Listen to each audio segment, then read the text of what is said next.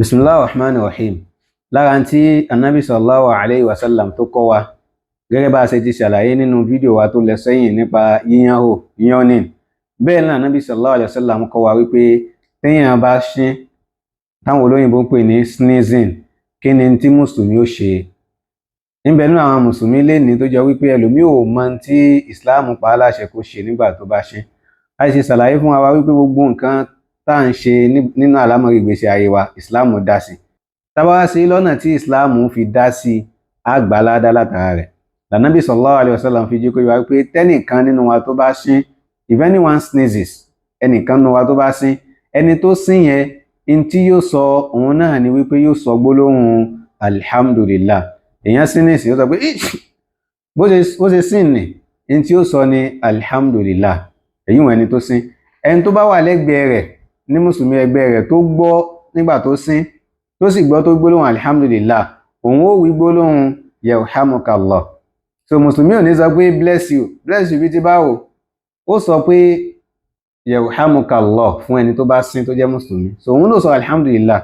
Ìtumọ̀ alhamdulillah náà ni pé mo dúpẹ́ fún Ọlọ́run ọba, nítorí pé téèyàn ṣe ní nǹkan oore ni látọ̀dọ̀ Ọlọ́run ọba àlékiọlá. Àwọn tán jẹ́ elétò ìlera wọn fi wá pé ẹlòmíì ń bẹ tó jẹ́ pé kò tí ì lè sín náà ni ò jẹ́ kí wọ́n filẹ̀ lọ hospital kó máa lọlé. Ìjọ tó bá fi lè sneeze báyìí làwọn doctors sọ fún pé ara rẹ̀ ti yá ọyá wá máa lọlé. So yóò wá sọ pé alhamdulillah lẹ́ni tí ó máa fi dúpẹ́ fọ́lọ́run ọba àlékiọlá.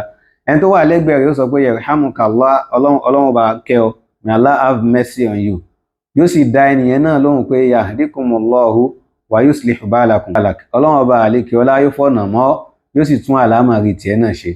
So èyí ni conversation tí ó wáyé láàrin ẹni tó bá sín àtẹni tó wà lẹ́gbẹ̀ẹ́ ẹni tó sín tó gbọ́ nígbà tó sín. Àmọ́ tẹni tó bá sín tí ò bá wá gbólóhùn alhamdulillah, ẹni tó wà lẹ́gbẹ̀ẹ́ rẹ̀ kò lẹ́tọ̀ọ́ fún láti sọ pé yarhamukallah, nítorí pé ẹni tó sín òun náà sọ pé alhamdulillah, kò dúpẹ́ fún Ọlọ́run ọba. Ṣùgbọ́n kò sí tó burú nínú pé kéèyàn kọ́ lẹ́kọ̀ọ́ wípé ó sì wá sín, ó sì sọ pé ó sì sọ alhamdulillah, Mùsùlùmí ló sì pera rẹ̀. Téèyàn bá sín, èèyàn máa ń dúpẹ́ fọ́lọ́run ni.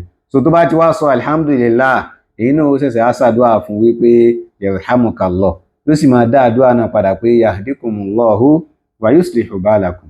Àwa tí a jẹ́ òbí, gẹ́gẹ́ bá ṣe mọ eléyìí ká fi kọ́ àwọn ọmọ wa, tí wọ́n bá ti ń ṣe bẹ́ẹ̀ ká máa ṣàdúrà fún wọn, káwọn máa ṣàdúrà fún wa padà. Kọ́lọ́run ọba àlékiọlá kó mú ṣàṣàlékún dáadáa fún wa. Wassalamu alaikum wa rahmatullahi wa barakatuh.